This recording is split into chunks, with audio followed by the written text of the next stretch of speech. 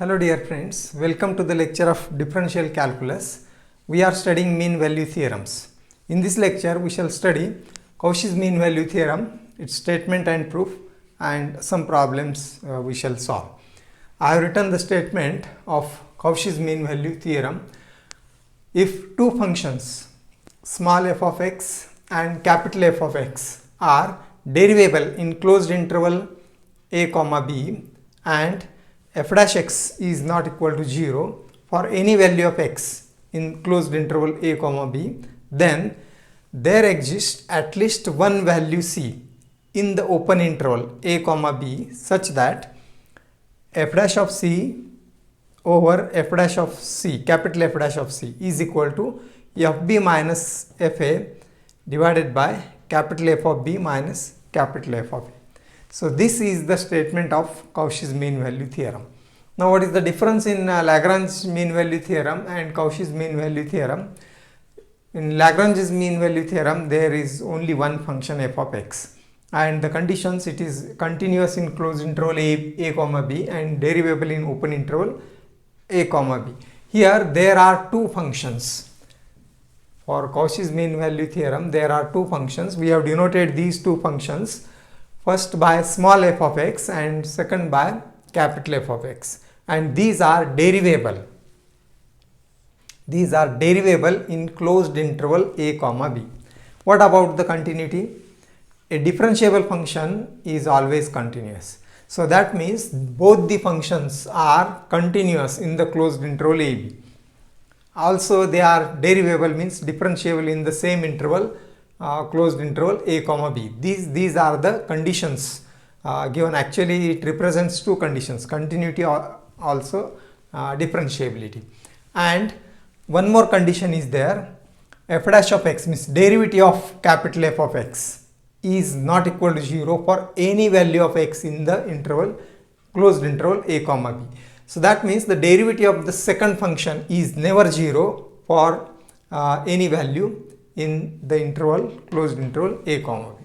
So this is another condition for required condition for Cauchy's mean value theorem. If these are satisfied, differentiability of both the functions in closed interval, and second is the derivative is non-zero in the closed interval, derivative of the second function is non-zero for in the closed interval a b, then there exists at least one value c. So this is as same is in the Rolle's theorem, also Lagrange's theorem. There exists at least one value c in the open interval a comma b such that, and the condition for c is the same for Rolle's theorem, Lagrange's theorem, and Cauchy's mean value theorem. That means c lies in the open interval. The result is different such that, what is the result for Cauchy's mean value theorem? F dash of c divided by capital F dash of c is equal to f of b minus f of a divided by the denominator is capital F of b minus capital F of a. So this is the statement of Cauchy's mean value theorem, and now we shall prove it. See, for the proof, first we shall note that the right side, see here, the right side denominator is not 0. So what about the left side's denominator? Because this is necessary condition when the quotient to be exist, the denominator must not be 0. So this is not 0 because this given f dash of x is not equal to 0 for any value of x in the closed interval, and c is in the open interval a comma b, and therefore this is not 0. But what about this f of b minus f of a? This is also not 0. That we shall first verify. First we shall note that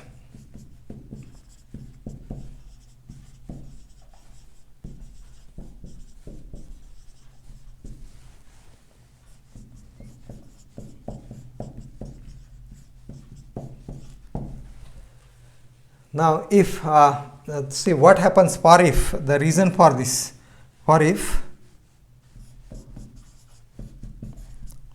f of b this is 0 minus f of a is equal to 0, then f of b will be equal to f of a. and the Rolle's theorem, condition of Rolle's theorem will be satisfied. Then by Rolle's theorem,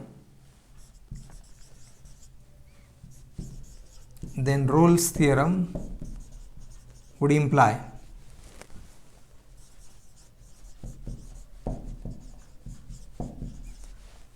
there exists at least one value C, one C belonging to open interval such that, by Rolle's theorem, such that capital F dash of C is equal to 0.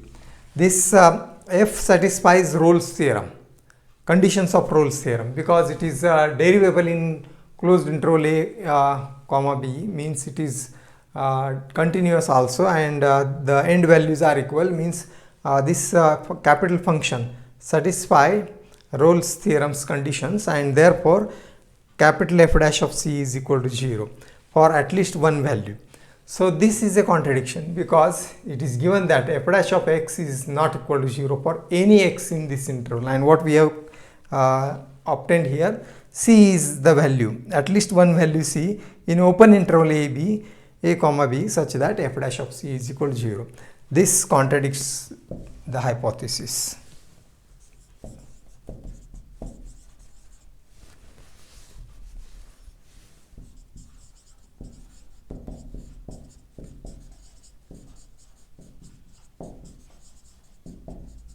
Hypothesis that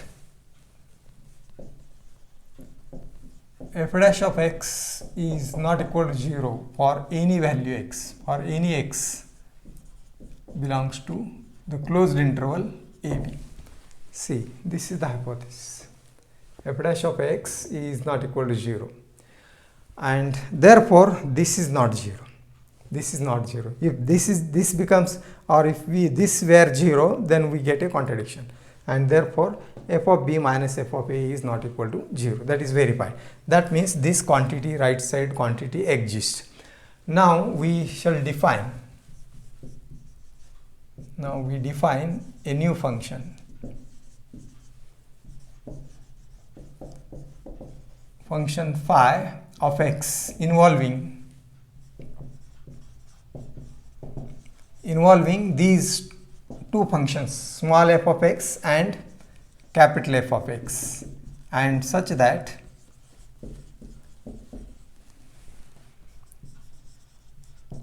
phi of x satisfies the conditions of Rolle's theorem.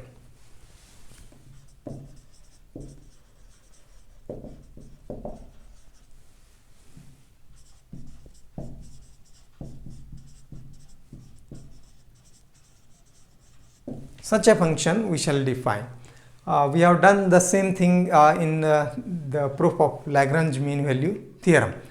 Now let phi of x be f of x, small f of x plus a into capital F of x. Say we shall suppose this as 1, x belongs to the closed interval AB. This is the function where a is a constant,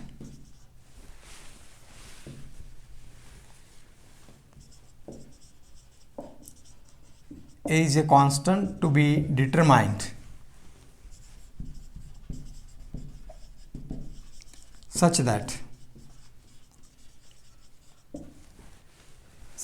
phi of a is equal to phi of b. So that's why phi satisfies the conditions of Rolle's theorem. Earlier you see phi of x is a combination of f of x and capital F of x. Because these are derivable in closed interval AB, phi of x is also derivable, and this is the third condition of Rolle's theorem. Phi of a is equal to phi of b. This implies by 1. See, what is phi of a? Replace x by a, and that is f of a. This implies f of a plus capital A times capital F of a is equal to f of b plus capital A into capital F of b. So this we have written by 1. and from this we shall find out the value of a. A is constant to be determined. So this implies we shift f of a on that side, and we shift f of a into capital F of b on this side, that will be negative, and we take negative sign common. So if you take negative sign common, then this a is also common from these two terms. I shall write negative a common, and then in bracket f of b will be there, and this term is actually positive on the left side, so therefore I shall write minus sign here, minus f of a is equal to, so this is easy to verify, and is equal to f of b minus f of a. So thus this we have obtained, and from this we shall express the value of negative a. This implies negative a or minus a is equal to f of b minus f of a small divided by capital F of b minus capital F of a, and we suppose this relation as second. So further, phi satisfies the conditions of Rolle's theorem, because phi of x is derivable in closed interval a comma b, that because these two functions f of x and capital F of x are derivable, or we may write, since capital F of x and small f of x and capital F of x are derivable,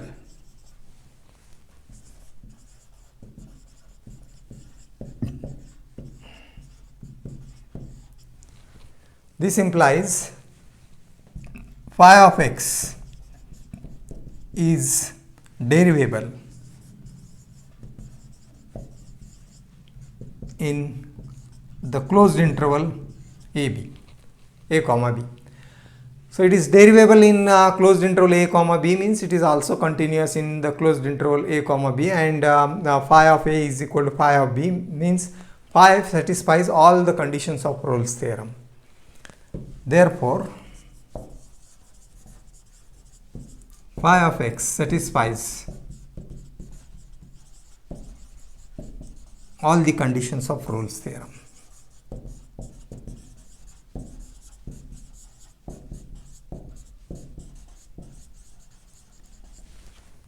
And thus there exists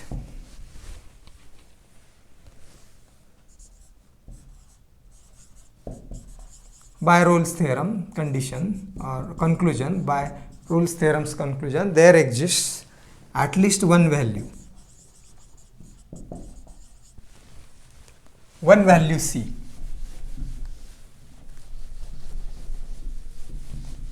one value C in the open interval a comma b, such that phi dash of C is equal to 0.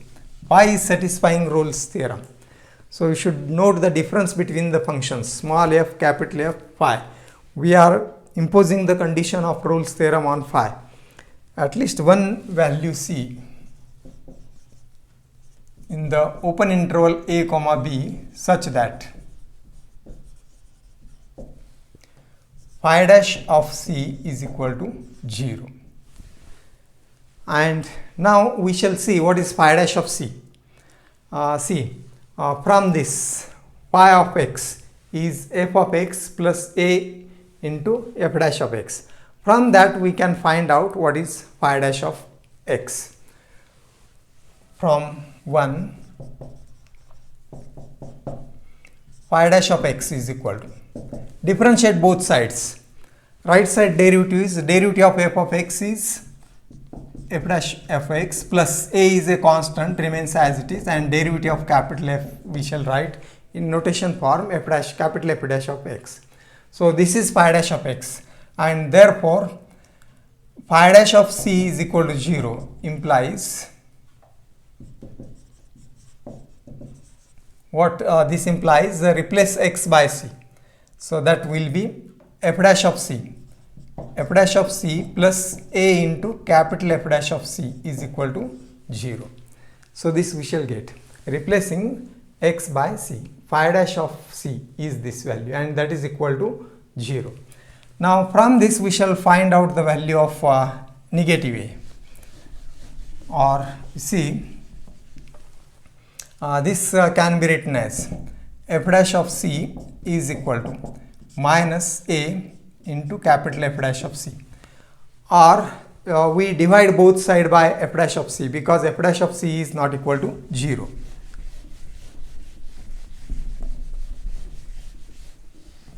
And thus this gives f dash of c divided by capital F dash of c is equal to minus a. Since as capital F dash of c is not equal to 0. And now we shall use the second equation on the right side. Negative a is this value.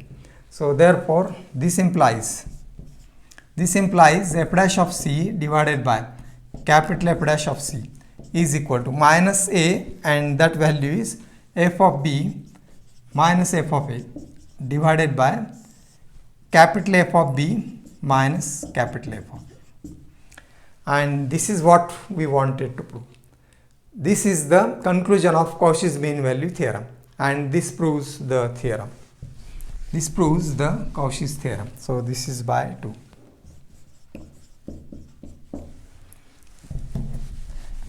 So we have proved actually there exists at least one value c belonging to open interval AB such that f dash of c divided by capital F dash of c is equal to the right side. This proves the theorem. So in this way we have proved Cauchy's mean value theorem.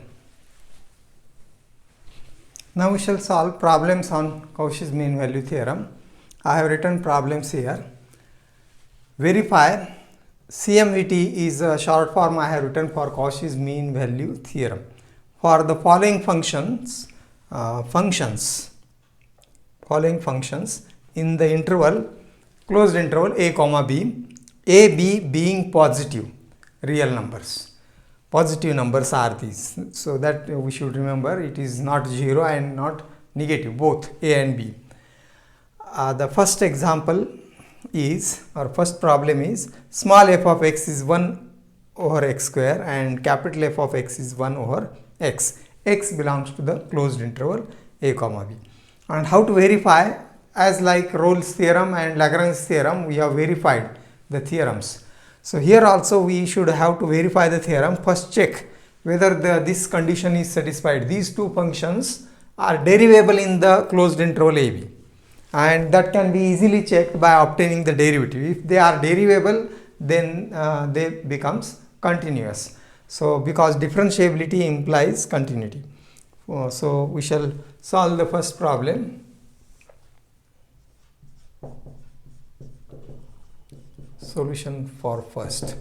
What is given here is f of x is 1 upon x square and capital F of x is 1 by x.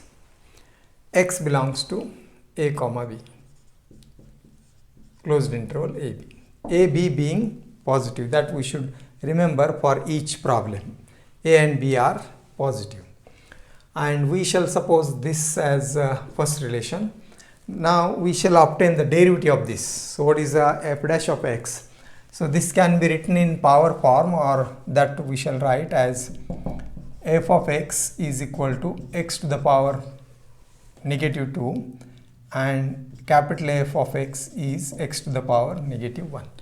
So because to write the derivative, and therefore f dash of x is equal to minus 2 x to the power minus 3. Derivative of x power n into x to the power n minus 1. That formula we have used. And capital F dash of x is equal to minus 1, that is minus x to the power minus 2. So again the same formula. And we shall suppose this relation as second. Now see, these functions exist. Minus 2 divided by x to the power 3 x cube. So that is always exists except at x is equal to 0. But a and b are positive, so this interval is interval of positive numbers. Both a and b are positive. So no number negative or 0 is there, and therefore this quantity exists. Similarly, this also exists. And f dash of x. So we see that this is existing, means these two functions are derivable, that we shall write directly. Therefore, f of x and capital F of x are derivable.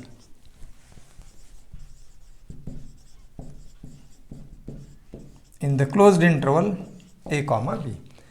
And now also you see this is not 0, f dash of x is not 0. When this becomes 0, see it will be f dash of x is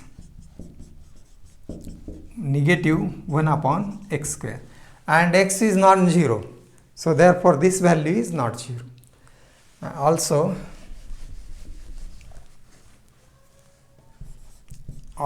f dash of x is not equal to 0 for any of x, or for x belongs to the closed interval AB. Yeah, we can write for x belongs to the closed interval AB. For any value of x belongs to the closed interval AB. And therefore the theorem is applicable. F dash of x is not 0 for any value of x in closed interval AB. And thus these conditions are satisfied. Then this is further is the conclusion of the theorem. Then there exists one value c. We have to verify the theorem. That means we have to find the value of c in the closed open interval a comma b satisfying this result. So therefore then by Cauchy's mean value theorem we have to find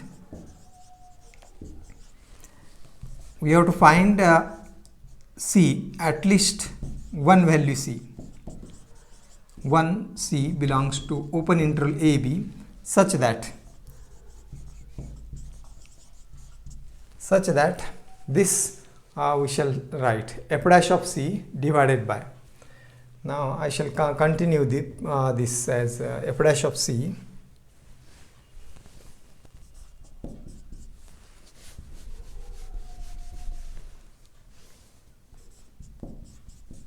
divided by capital F dash of c is equal to f of b minus f of a divided by capital F of b minus capital F of a. And we shall suppose this as third relation. 1, 2, 3 we have. Now we have to obtain these values separately and put in the equation 3. So this is the third relation we have. Now from C, to find the values of the derivative we use the second, because the second equation represents the derivatives. Now I shall rub out this and I will write the next steps here. So what is f dash of c from second? From second we shall see what is f dash of c. See here, a small f dash of x is minus 2x to the power minus 3, and replace x by c. That gives small f dash. Similarly, we can write capital F dash of c. First, we make use of second relation to write the derivatives which are on the left side. So, by 2, f dash of c is equal to c. It is minus 2c to the power minus 3, replacing x by c, and capital F dash of c is minus c to the power minus 2. And now, so thus we have obtained these two values. Now we shall obtain the values on the right side. So that the values of the functions f and capital F. So for that purpose we shall use this first relation, or instead this I shall use this relation. Both are the same. It is expressed in power form. From 1, what is f of b? F of b, replace x by b. See this value we are obtaining, b to the power minus 2. What is the f of a? From this two values we shall write a to the power minus 2, and again capital F of b. Capital F of b from the second equation, b to the power minus 1, and capital F of a is a to the power b to the a to the power from this a to the power minus 1. So thus these values we have obtained, and now substitute these values in 3. Using these in 3, we get, see the left side, f dash of c, that is minus 2 c to the power minus 3, and this is small f dash of c, capital F dash of c, that is minus c to the power minus 2 is equal to, right side is f of b. F of b is here, b to the power minus 2 minus f of a to the power minus 2 divided by capital F of b, b to the power minus 1 minus a to the power minus 1. You check it, and thus that further can be simplified to get the value of c. And I shall now write here what is on the left side simplification. Negative sign cancels, and c to the power minus 3, and take this negative power at the numerator, that becomes positive. C to the power minus 3 plus 2, that is c to the power minus 1 remains. This implies, so here this implies c to the power minus 1. On the right side I shall write this in usual power, 1 by at the denominator positive powers, 1 by b square minus 1 upon a square divided by 1 by b minus 1 by a, and that can be further simplified. So this can be written as at the numerator, so this is 1 upon c, this implies 1 upon c is equal to, cross multiply or subtract this, and that is a square minus b square, a square minus b square divided by b square into a square whole divided by again a minus b, subtraction, divided by ba. Or now this can be factored, a square minus b square, its factors are a minus b into a plus b, and one factor cancels with the denominator, a minus b factor cancels from the denominator, and then what remains is a plus b remains, and one factor ba cancels from this squares and ba remains. So therefore a plus b remains at the numerator, you can check it easily, and at the denominator what remains is ab. So this is what we have obtained is a plus b divided by ab. And but one thing is to be remembered, we have missed to write this 2. So this is 2 here. So it is 2 into 1 by c, or that is 2 by c. Or this implies, now we can take the reciprocal on both sides, that is c by 2 is equal to ab divided by a plus b, and that this implies c is equal to 2ab divided by a plus b. Now this quantity is the harmonic mean, or is known as harmonic mean between a and b. So this is a formula for harmonic mean. So there are 3 types of mean to be remembered. This is harmonic mean.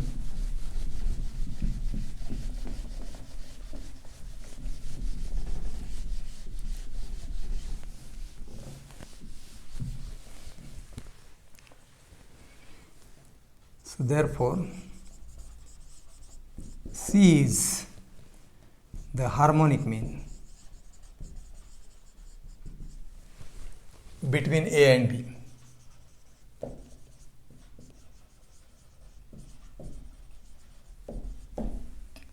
And thus C lies in the open interval A. So it is an in between value. of A and B. C is in between A and B, and this is what we wanted to prove. There exists at least one value which satisfies the Cauchy's mean value theorem, or hence Cauchy's mean value theorem is verified. So to verify the theorem means we have to obtain the value of C in the open interval AB satisfying the condition of the theorem. So this you should remember, harmonic mean. Actually harmonic mean is the reciprocal of the mean is equal to, so it's a arithmetic mean of reciprocals of A and B. So this is the formula for harmonic mean. So if C is harmonic mean between A and B, then it is like say arithmetic mean of the reciprocals, and that gives the reciprocal of harmonic mean. So this is a formula for harmonic mean. Now the next problem we shall consider, which is solution second. So what is the, similarly we will solve what is given as small f is sin x and capital F is cos x. X is in the interval, closed interval A and B. F of x is sin x, capital F of x is cos x. X in the closed interval AB. So this we shall assume as 1, and therefore what is f dash of x? Derivative of sin is cos x, and derivative of cos x is negative sin x. This is second, and this derivatives exist, and the second is also not 0, because it is 0 when sin is 0. X is 0 when x is 0, and therefore f of x and f dash of x are differentiable, are derivable in closed interval A comma B.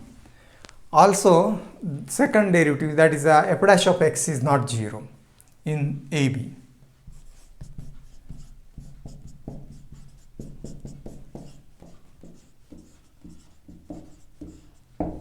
In A, and thus by the Cauchy's mean value theorem we have to find C belongs to the open interval AB such that small f dash of C divided by capital F dash of C is equal to small f of B minus f of A divided by capital F of B minus capital F of A. This we shall see as assume as third result. This is the third equation. And now we will obtain the quantities on the left side as well as on the right side. Now for left side quantities we shall use second equation from 2. What is f dash of C? F dash of C, you see the second equation. F dash of C is cos C, and capital F dash of C is equal to minus sin C. Replace x by C, that gives the derivatives. From 1, what is f of B? This we want, small f of B, that is sin B. And what is small f of A? Sin A. Capital F of B, what is capital F of x? Cos x. So a capital F of B will be cos B, and capital F of A will be cos A. Putting these in or using these in 3, we get, now see the left side, f dash of C, that is cos C, minus that is a single term, f dash of C is cos C, f dash of C, capital F dash of C is minus sin C, and on the right side f of B is sin B, sin B minus f of A sin A divided by capital F of B cos b minus cos a. We have substituted these values in 3. Earlier we have obtained these values using second and first relation.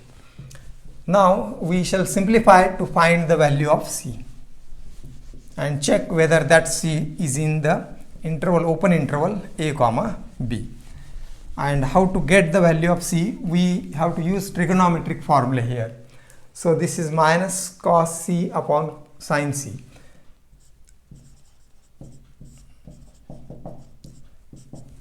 And we shall use a factorization formula, sin b minus sin a, and that is sin a minus sin b, which is twice sin a plus b divided by 2 into cos a plus b minus a divided by 2. So that is 2 sin, first is cos, 2 cos b plus a divided by 2 into sin b minus a divided by 2. This is direct trigonometric formula for, that is factorization formula, cos b minus cos a, and that formula is negative 2 sin into sin, that is sin b plus a divided by 2 into sin b minus a divided by 2. So these are the trigonometric formulae we have used. And further simplification is, you see the negative sign on either side eliminates, this 2 divides 2 and this term is divided out, sin term is divided out. What remains is cos term, and cos c upon sin c is cot c is equal to. Similarly, after cancelling these terms, what remains is cos upon sin of b plus a divided by 2, that is cot of b plus a divided by 2. And this implies both ratios are cotangent. Cot of c is equal to cot of b plus a divided by 2, and this implies c is equal to b plus a divided by 2. And what this shows, c is arithmetic mean between a and b. It may be written as a plus b divided by 2 or b plus a divided by 2. This shows that, or therefore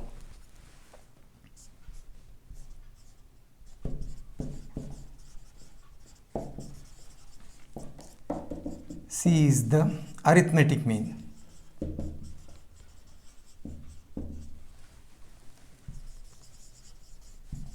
between a and b, and thus c is in the open interval a comma b. Actually it is midpoint of the interval, and that satisfies the theorem, that verifies the theorem.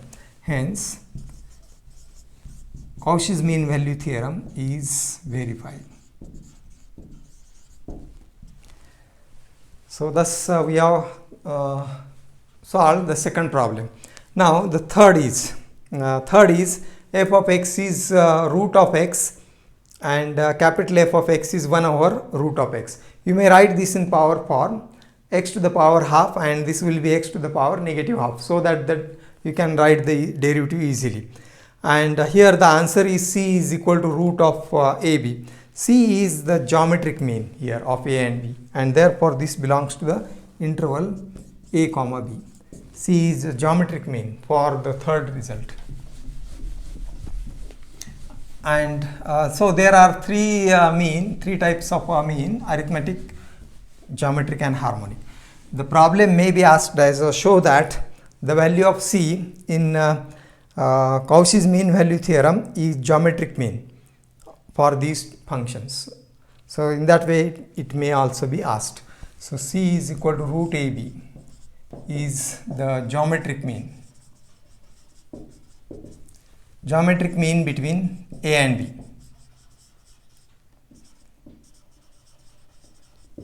So that you should remember, and this belongs to the open interval ab, and hence the theorem is verified. Exactly similar steps you have to perform and get the result as like this: c is root of a into b. Now the last problem, the fourth, is easy. F of x is x square and f of x is x, and then x belongs to the closed interval ab. We shall see that this when the second function is only x, then Cauchy's mean value theorem reduces to Lagrange's theorem, or that is Lagrange's theorem is special form of Cauchy's mean value theorem. Lagrange's mean value theorem is a special for or particular case, is a particular case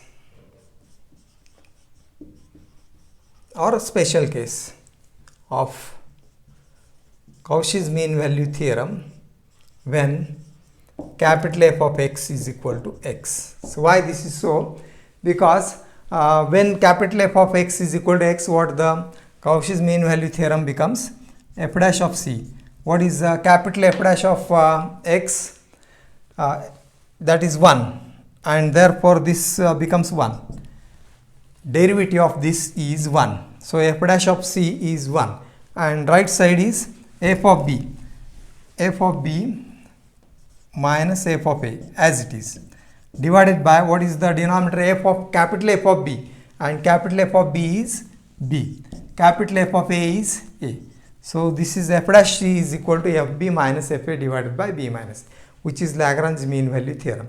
So when the second function is x, the Cauchy's mean value theorem is same as Lagrange's mean value theorem, and you can take these two functions as given and solve using the same steps. You will get c is equal to a plus b divided by 2, and we have seen this is arithmetic mean between a and b, and therefore it belongs to the open interval a comma b, and that gives the solution. In this way you can solve third and fourth problem. So remaining part we will continue next time. Thank you.